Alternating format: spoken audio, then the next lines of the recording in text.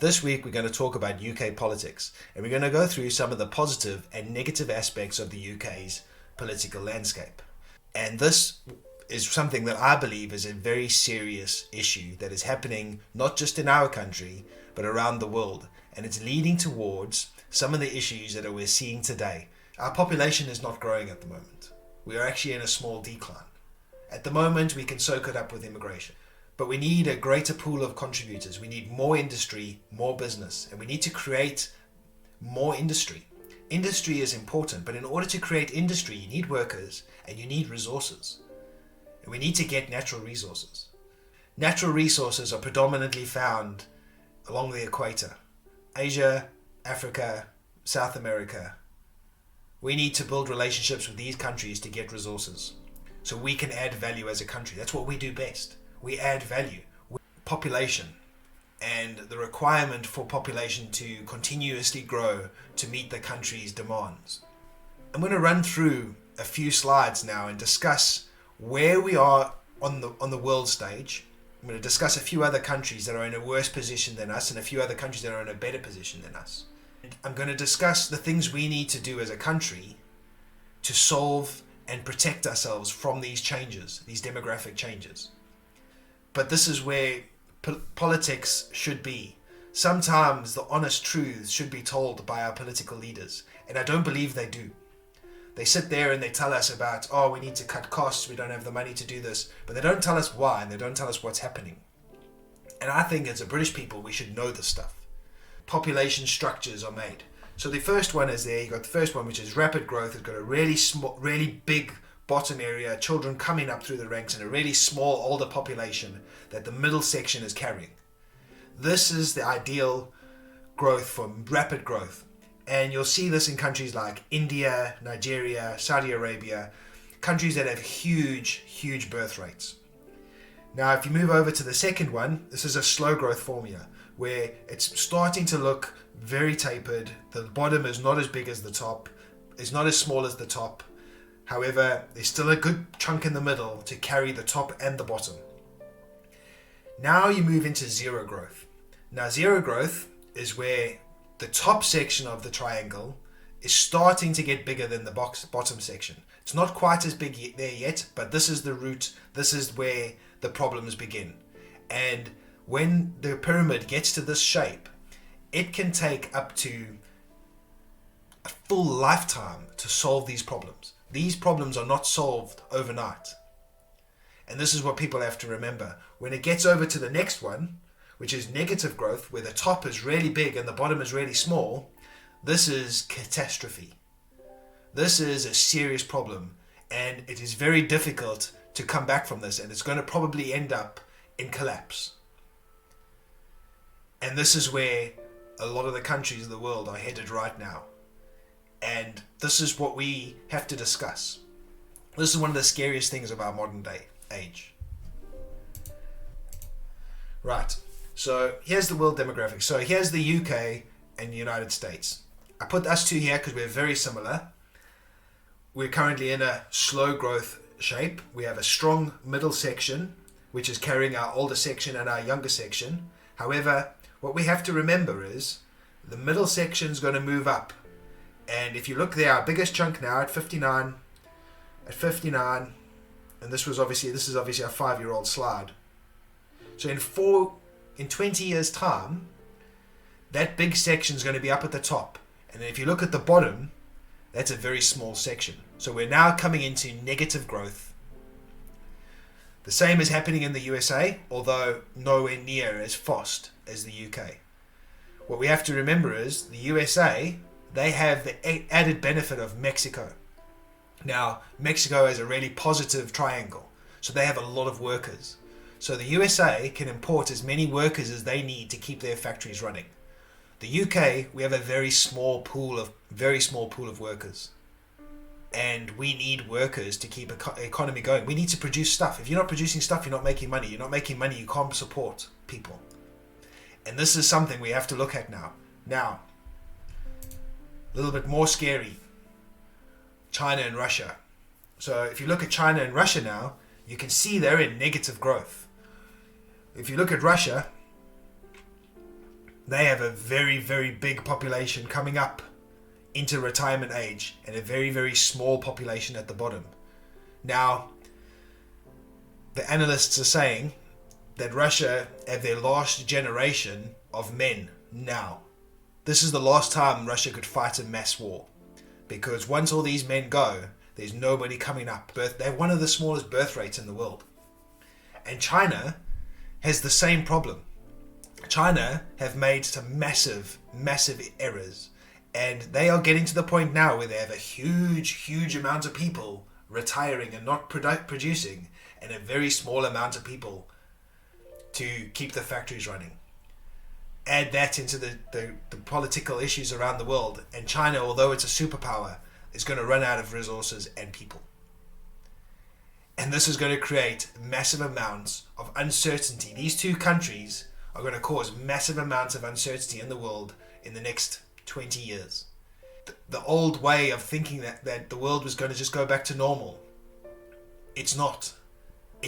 The times are changing now, and there's an opportunity here for countries like Great Britain to capitalize and put ourselves back on the world market. Now, these are your high growth areas. So you've got India, who's coming up to 1.4 billion people. India in the next couple of years will outstrip China as the biggest population in the world. So India has obviously the biggest and fastest growing economy in the world. They have the most amount of workers. They have pretty decent access to raw materials. They have pretty good networks around there. They're in a much better situation than China. And then you've got Africa. Now Africa, predominantly, most countries in Africa are looking like this, like Nigeria. They have really rapid growth. These are the rapid growth areas of the world. These are the countries that have natural resources and the manpower to make huge amounts of growth. And these are going to become huge players in the next 20 to 30 years. People need to be aware of this. We need to be aware that these countries are going to be the new players. They're going to have the population, but they don't have the education. And that is where we can capitalize. We have the education that they do not. We can create the infrastructure and the facilities and the equipment and the expertise that they need. And that is where we'll make our money. The most important thing is babies. Now, individually, they may seem pretty basic, quite cute, kind of cute, a little bit annoying, a little bit stressful.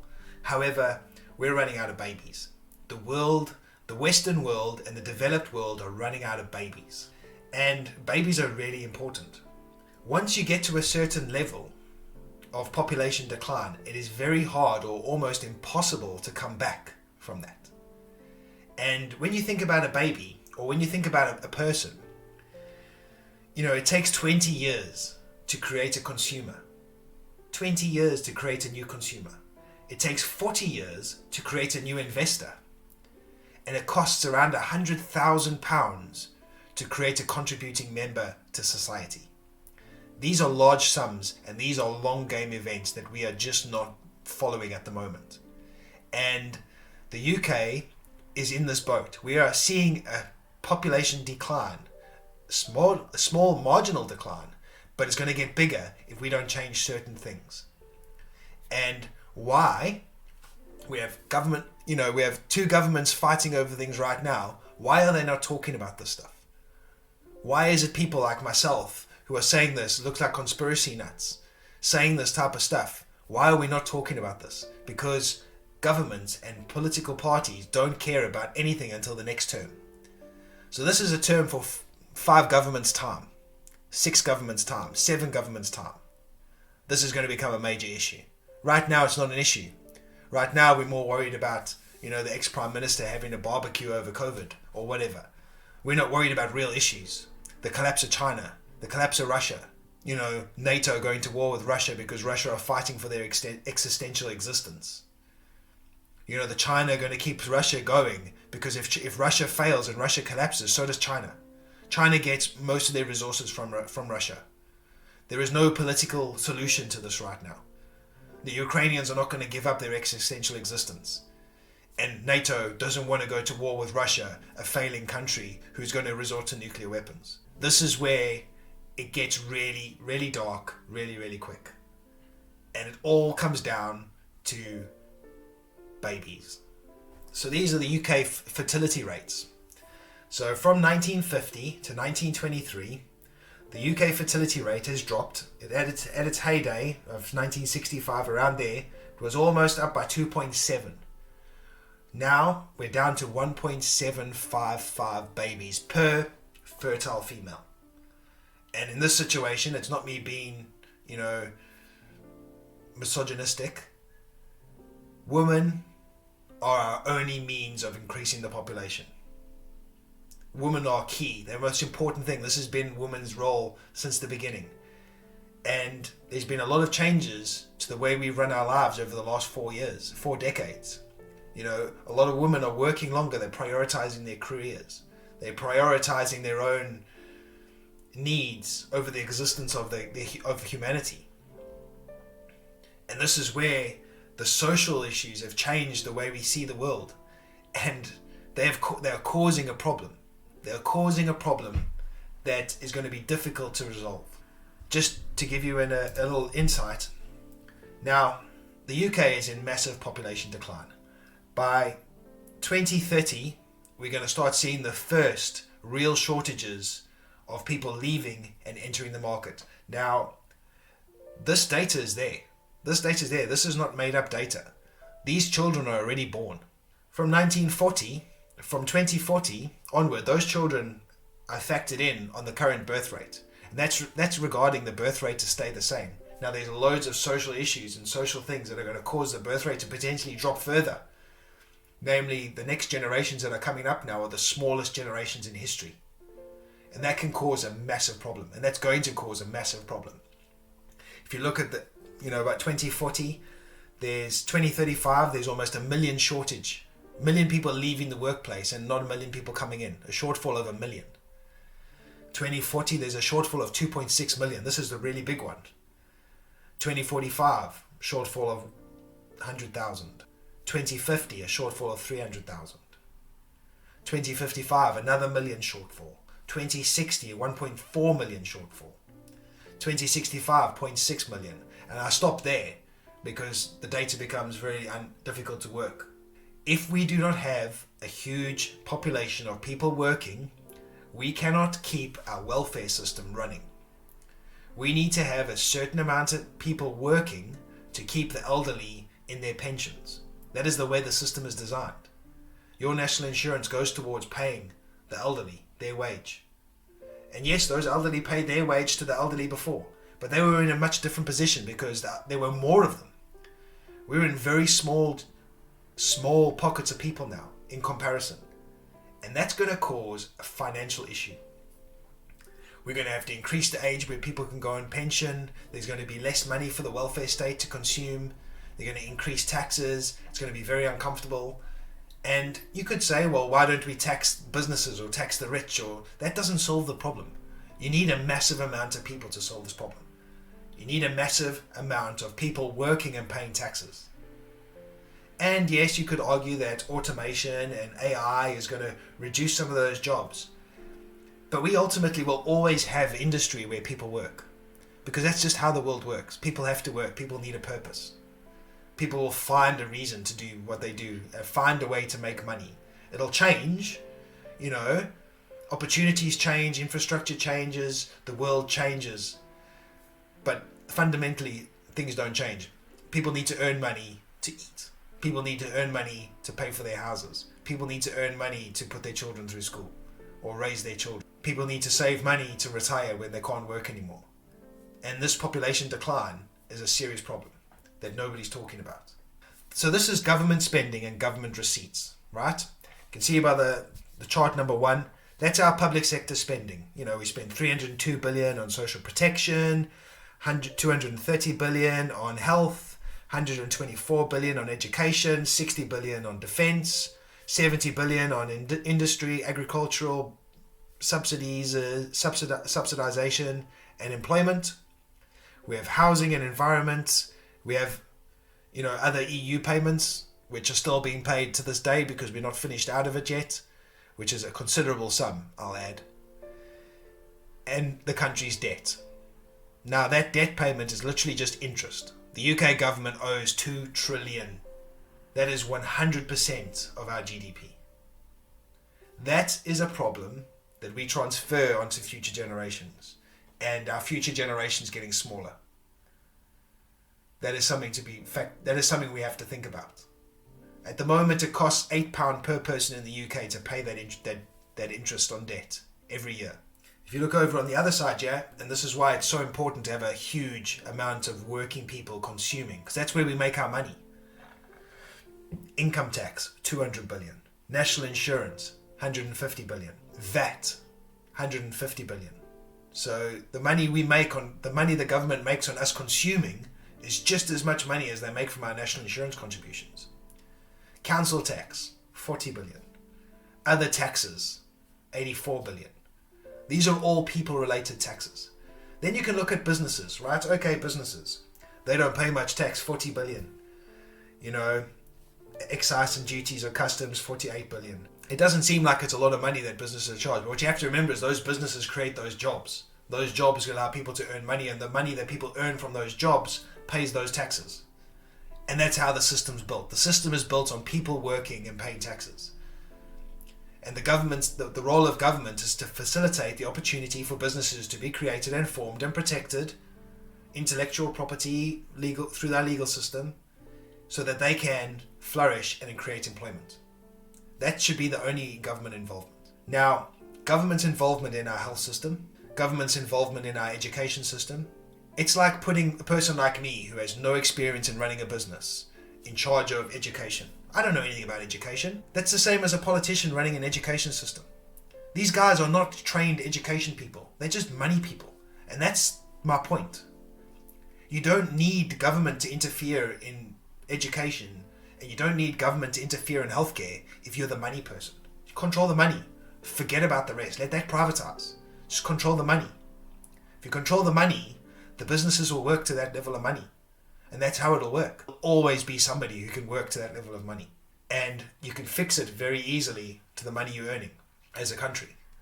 Now, we need to think of our children. I think every member of the UK population wants to keep free education, free healthcare, social security and welfare. I don't think anybody would want any of those to disappear. Those are the things that make us fundamentally British. However, we are going to have to make some sacrifices, and we're going to have to make some changes in order to prepare our country for the future changes that are coming. Now, some of the things that I'm going to talk about now might seem more negative than others, but these are issues that aren't going to change. And I'm open to anybody else's opinion on how things could be done better. But I'm only working on the data. These aren't my personal opinions. These are just what the data tells me. Right, so I said earlier on, the government currently budgets 124 billion for education. The government the government pays schools for every child that is in education. And it works out on average £5,500 per child. Slightly less for younger years, slightly more for older years. But that's more or less how much it comes to. That works out to around 68 billion. Where's the other 55 billion going? And if you look into that, government are spending money on getting children to read, spending money on how to get more kids to attend school. That is not a job for government, and that is an absolute waste of money. Give the money to the education system to educate the children. That's it. It is the right for every child to attend school. If that child and those parents of that child is not pushing their child in school, that is not a reflection on the school or the government or the country. That is a reflection on that child's parents. And that parent should be the one that's in trouble. And we can make the legal system work to our advantage in that area. So the government does not need to be involved. The legal system needs to be involved. So, what did I say earlier on? We've got a massive problem with population. We're not having enough children. Why are we not having enough children? Because men and women have to work too much. All households now have the husband and the wife at work. What do we do with our kids? We have to put them in aftercare. We have to put them in nursery so we can go back to work. That eats up a huge amount of our resources. So we end up having one child. Maybe two if you're a bit successful, maybe two. If you're super successful, maybe three. The only way you can have more than 2 children if you're not working is to live on benefits. That is the only way. The country's not geared to allow people to have more children. So what we have to do is we have to change the system.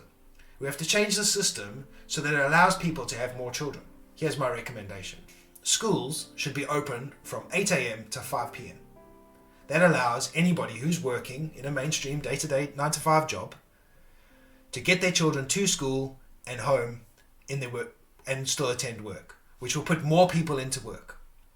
Schools don't necessarily have to be educating those children in their time. There's plenty of time for sports, recreation, small, classes on how to manage their budget, education, like good quality education that the country needs these children to be. These are our future. We need to be educating them to the maximum. School holidays. School holidays are great. A 6-week summer holiday, amazing. How do parents look after their children, especially young children? Schools need to have holiday clubs as part of the school system, so children can attend these holiday clubs if parents haven't got care for their children. And additionally, nursery should start a year earlier. Nurseries should start from 3 or even 2, so that we can get our children back into school, so we can get those parents back to work, because we need them to be at work. The country needs people to be working. But at the same time, we need to allow parents to be able to go back to work, so they can have, this is not so bad, we can have a third child, and we can increase our population again, slowly, our own population. Because remember, if we don't increase our population by our own children, we have to import them in, which means we have to import people from around the world, which means our country has to be super attractive to get the best quality people. Otherwise, we're not going to get the best quality people. And we all know what happens when we don't get the best quality people. Now, my point is, if we increased the money that the government pays per child to 8,000, that would still be 100 billion paid directly to schools for every child they have.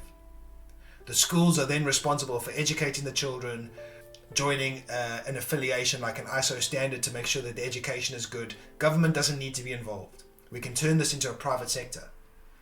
The affiliation systems can be the ones that advertise how good the schools are, and then the schools will buy into those systems, and then the schools will be controlled by those governing affiliated systems, just like businesses controlled by ISO. Now, this sounds like a simple solution. Why are we not doing it? Because government would lose control of an industry. Government would lose control, and schools and teachers would become accountable. Everybody likes the current system where they can just blame government for all the problems. Yeah, government aren't paying us enough, government aren't doing this, government aren't doing that. Government needs to pay according to a percentage of what we earn. I think at the moment education is around 11% of our total receipts for the country.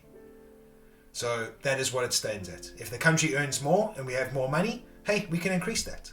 The more money we earn, the better our education could be. We can increase it to 11% of X. If X is bigger, it's more money. And we can pro-rata it per child, work out, we know exactly how many children are in the country. It's very easy to do the accounting if we have the data. That's that problem solved. That gives parents the opportunity to have more children and not stress about the cost. But at the same time, it educates our population to where they need to be. Now, the country wastes a lot of money on this. Because the National Health Service is government run, it's essentially a socialist service.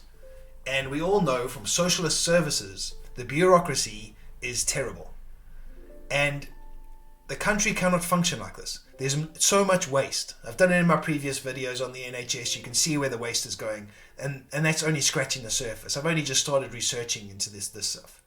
And I found so much already.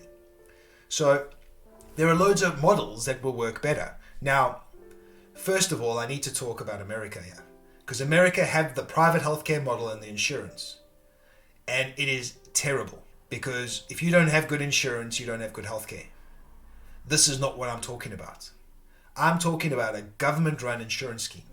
A government-funded insurance scheme. Doctors cannot get money from anywhere else except the government. So it's exactly the same as the NHS. The only difference is we're devolving the government away from the day-to-day running of these hospitals and institutions. And we're turning it to the capitalists to make a profit. Now, again, government have all the data. They can essentially perfectly plan how and where the money has to go. They know exactly how many, accidents and emergency cases we have a year. They know exactly how many ambulance trips have been. They know exactly how many people have cancer. They know all this data, and it's easy to work out the exact cost per person on this issue. Now, I've really only worked on the low-level stuff. So this is my argument, and this is the concept that I'm floating forward. So a national health scheme is an insurance policy that allows every person in the country to get the exact same level of care. Now, there'll be an opportunity for people who are working to have a top up that, if you have free money, you can pay more and you can have more care if you need it. But the way I believe, if you look after yourself at the low level, you're healthy, you have a good lifestyle, you get good sleep, you prioritize good nutrition, you exercise, you do all the basic things we all know lead to a healthy life. This will be more than enough. If you choose to drink excessively, smoke excessively, not exercise, get overweight, get yourself to a point where you're just physically unwell all the time, this is not going to benefit you. So a certain level of ownership has to be placed onto people. Again, the libertarian outlook. Now imagine, for argument's sake, a tier 1 service would be all outpatient appointments. GPs, optometrists, dentists, counsellors, dermatologists, psychologists, chiropody, pediatrics, screening and prevention, disease prevention, mental health, plastic surgery, personal care. Imagine all these were tier 1 and every person in the country got £1,000 a year in this policy. And if you use it, it's gone. If you don't use it, it carries over to the next year. So let's say you stay super well for 10 years. You've got £10,000 there for when something happens. Or let's say you've saved that money and you want to go and get a cosmetic job done, which you can't really do in the NHS. You can do that. You should be able to do that. You should be able to prioritize your health and then get the things that are really bothering you fixed. Glasses, for instance. I would need glasses every year, but I don't need glasses every year. I change my prescription every 2 years. So that costs about £200 every 2 years. I currently pay for that myself because the government doesn't offer that. I should be able to get glasses. Dentist, I go to the dentist every, twice a year. It's like £120 for appointments, some work done. Could be £300, but it could only be £120 if you look after your teeth. So let's say you go to the doctor twice a year, you go to the dentist twice a year, and you go to the optometrist that year. You're looking at £700. You've got £300 to carry over to the next year. And over a lifespan, there'll be a lot of savings. But let's say you're prioritizing your personal care. Let's say the government was giving you an incentive to go to the gym and keep your weight in mind and all these different things. There's loads of different things that they can offer when an insurance-based system, because they have the data. It's all data-driven. They can offer people incentives to be better. And you'll see the health of the population increase. Now again, people can't cheat a system when they can't do it unlimited, because it'll come out of their personal pockets. If you're going to the doctor 20 times a year or 7 times a year or 8 times a year, is there really a need to go to the doctor 8 times a year? The government or the insurance company could easily put together an online service that costs a fraction of the amount for people with the silly ailments, so a doctor doesn't need to waste their time.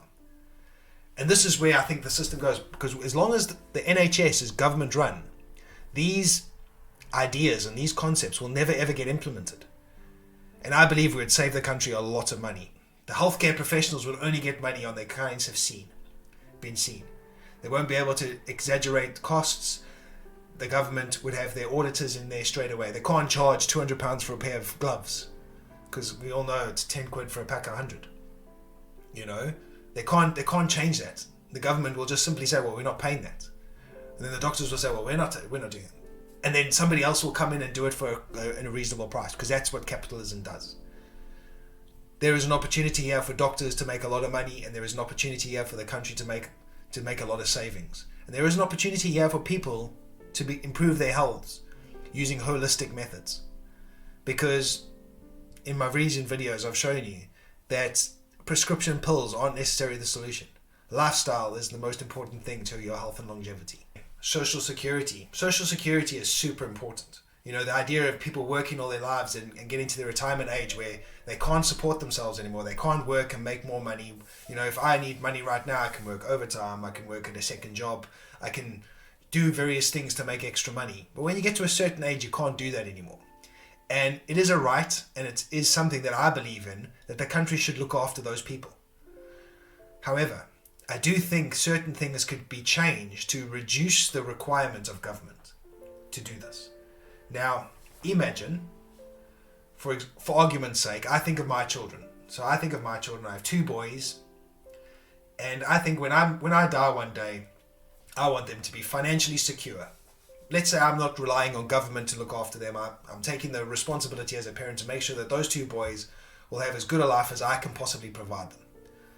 What if there was a legislation there that the government allowed my pension pot to go into their pension pots without being taxed? That could add 20 or 30 years of savings, of compound interest into their pots. And then they did it to their children. In 4 or 5 generations, retirement would be a lot less focused on government money. And we could fix the government money to a set amount now. And inflation and time would slowly get rid of that over time. And people wouldn't feel it. There's loads we can be done to make things better.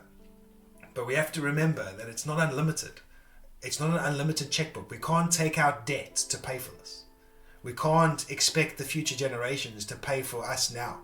And I believe if children were more reliant on parents and parents were more reliant on children for the future, that would improve relationships within the family. And we all know in recent years, relationships between the family has not been so good.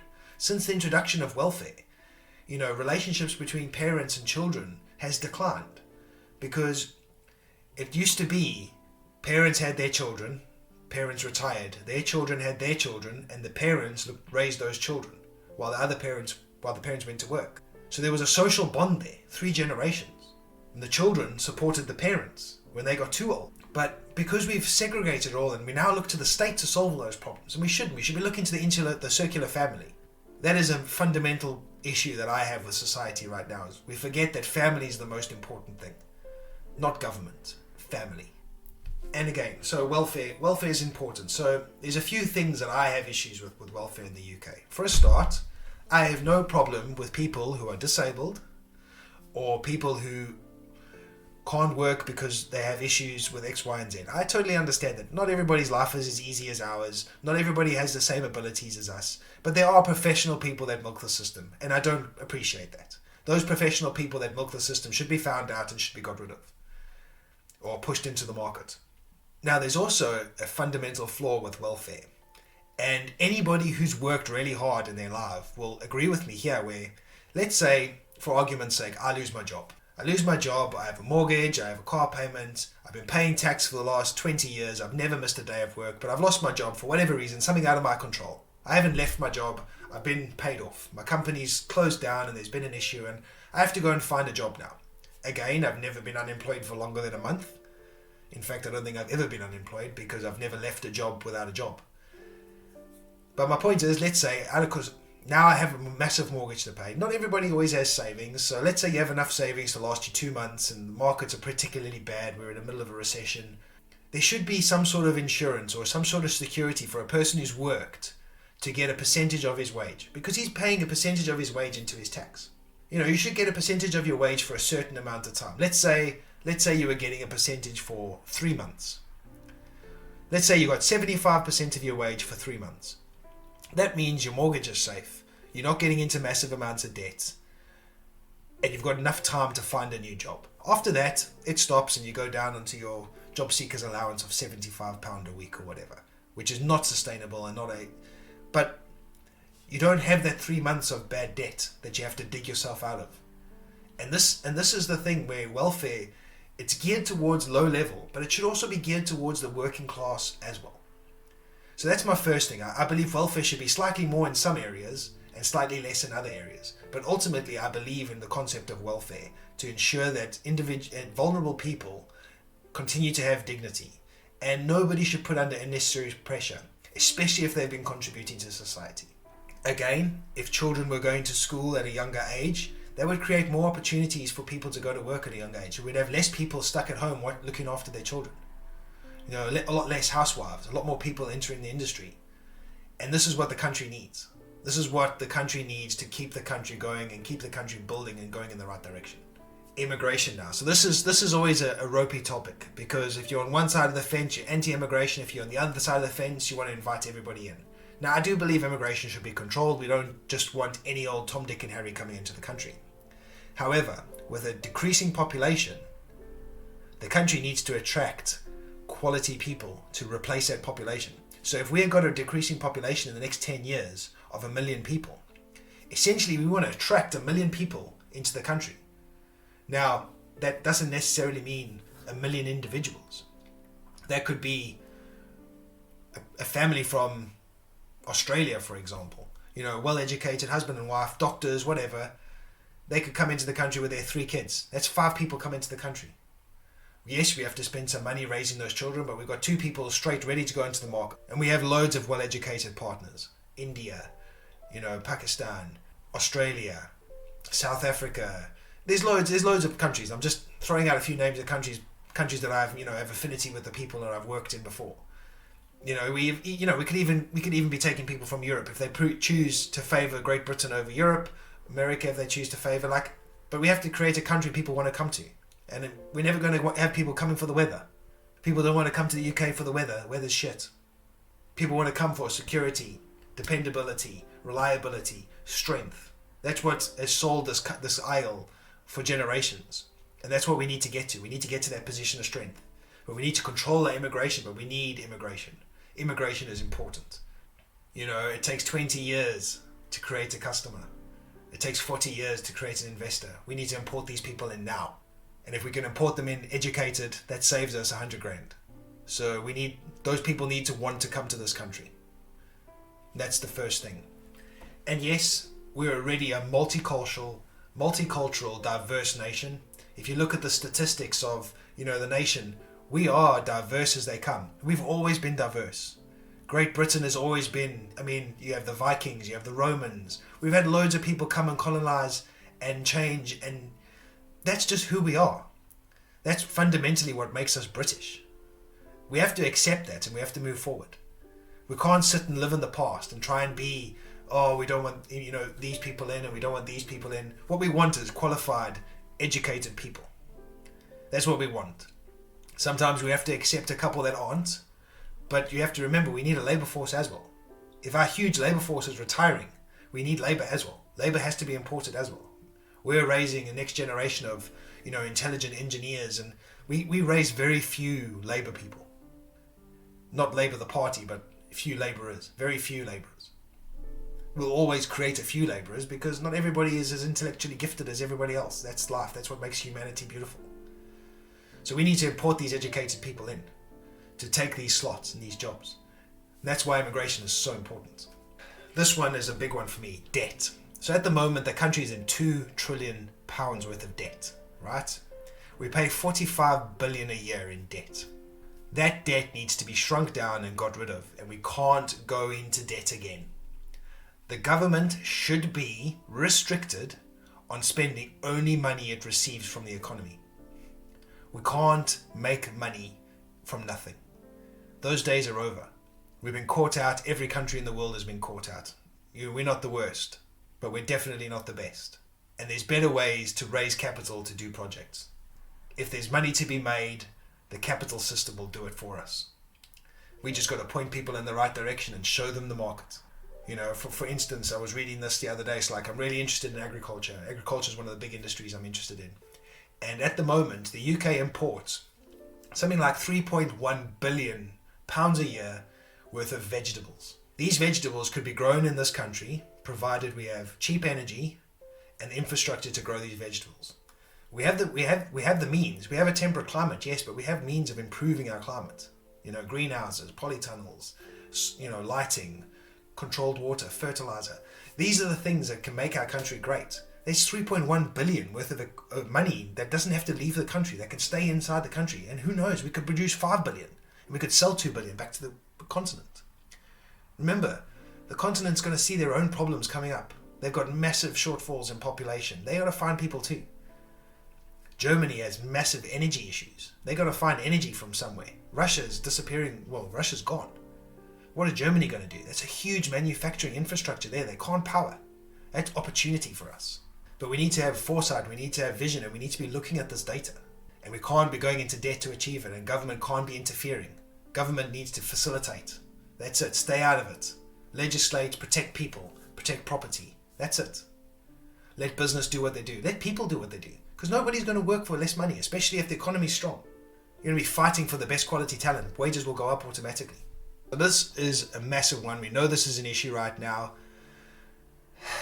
Where do I start? I love my planet. I believe in trying our best to make the planet as good and as habitable as possible for as long as possible. We're not going anywhere. This planet's not going anywhere. We need to be better. Point one. Secondly, this green revolution is impossible, especially now with the collapse of Russia. Most of our resources we need for the electric vehicles and solar panels and all that come from there. We are not going to be able to maintain this green revolution. We need to have a domestic source of oil and gas. We need more exploration in the North Sea. We need to do it as cleanly as possible and as efficiently as possible. And that gas and that oil needs to be tied into contracts to the UK to control price. Fixed prices. The government gives you access to drill in that particular area. We get the price at premium rate. The surplus you can sell. We're not bothered. As long as we've got what we need at a premium rate, that's all we need. We need nuclear. I know it's taboo, but we need it. We need as much nuclear as we can get. The new modern day nuclear power plants can use up all the old stuff. That's only taken, 60 years to get to that point? So who knows where we'll be in another 60 years. But right now is the problem. Right now is the problem. Not 60 years, right now. And it takes about 15 years to get a nuclear power plant online. So we need to start planning that shit now. And where viable, we do green. If we've got a good windy area and it's making good, and it's making good energy, invest in it. If it's financially viable, do it. But if it's not financially viable, don't do it because it sounds green, net zero. We're shooting ourselves in the foot for no reason. What we need to be focusing on is getting the country enough energy it needs to make sure it can grow its food and support its population and do everything it needs to do. Then, once we have enough energy, then we look at how can we make it better? How can we make things better? Everybody should drive an electric car, that's great. But realistically, how many electric cars are we going to be able to get on the road in the next 10 to 15 years? It'll happen naturally. If the electric car is a better product than the petrol car or the diesel car, it'll happen naturally. We don't have to legislate it. People change their minds. People see things. If electric cars foster and it's beating all the petrol cars, the petrol heads are going to move to electric. If the electric cars have, less maintenance costs and they're lasting longer and everybody's happy, people are going to move to electric cars. Consumer will decide what's best for the consumer. So you've got to make your green products the best for the consumer. And that'll happen naturally. We don't need to legislate it and shoot ourselves in the foot to solve these problems. It's not just me talking about this either, by the way. There's loads of guys around the world. We're not conspiracy theorists. We're realists. I just think a lot of people are hiding behind stuff that they don't need to hide behind. That pretty much brings this episode to a conclusion. I know it's a bit longer than normal and there's a lot of stuff that's, been pretty hard to digest. But let me try and sum this up. We need a party focusing on what's right for the country, not just right for the people. The country should be the most important thing. The people are second. The people make the country. And if the people's views and goals and ambitions and everything align with where the country needs to go, the country will never be great and will end up some socialist country like Russia or China.